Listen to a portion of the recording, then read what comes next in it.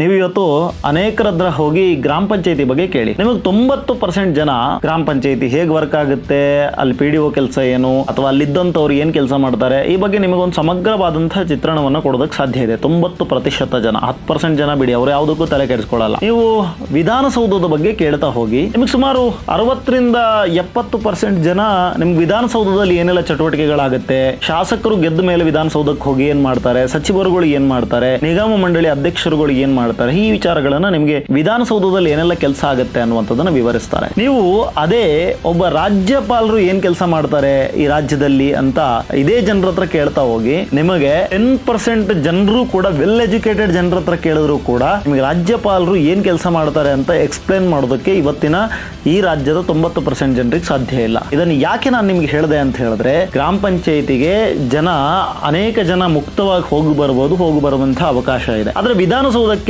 ಜನರಿಗೆ ಮುಕ್ತವಾದಂತಹ ಪ್ರವೇಶ ಇಲ್ಲ. ಆದ್ರೆ ಜನರ ಬದಲಾಗಿ ಅಲ್ಲಿ ಮಾಧ್ಯಮಗಳಿದೆ. ಮಾಧ್ಯಮಗಳು ಜನರು ಮತ್ತು ರಾಜಕಾರಣಿಗಳ ನಡುವೆ ಅಥವಾ ವಿಧಾನಸೌಧದ ನಡುವೆ ಒಂದು ಕೊಂಡಿಯಾಗಿ ಕೆಲಸ ಮಾಡುತ್ತೆ. ಆದ್ರೆ ರಾಜಭವನಕ್ಕೆ ಅನೇಕ ಸಲ ಮಾಧ್ಯಮದವರಿಗೂ ಎಂಟ್ರಿ ಇರಲ್ಲ. ಯಾವುದೋ ಸ್ವಾತಂತ್ರ್ಯ ದಿನಾಚರಣೆನೋ ಗಣರಾಜ್ಯೋತ್ಸವದ ಸಂದರ್ಭದಲ್ಲೂ ಮಾಧ್ಯಮದವರಿಗೆ ಎಂಟ್ರಿ ಇರುತ್ತೆ. ಆಮೇಲೆ ರಾಜ್ಯಪಾಲರು ಮಾಧ್ಯಮದವರೊಂದಿಗೂ ಒಡನಾಟ ಕಮ್ಮಿ, ಜನರೊಂದಿಗೂ ಒಡನಾಟ ಕಮ್ಮಿ. ಅವರು ಮಾಡುವಂತಹ ಕೆಲಸಗಳು ಏನು ಅನ್ನುವಂಥದ್ದು ಹೊರಗಿನ ಸಮಾಜಕ್ಕೆ ಸರಿಯಾಗಿ ತಲುಪೋದಿಲ್ಲ.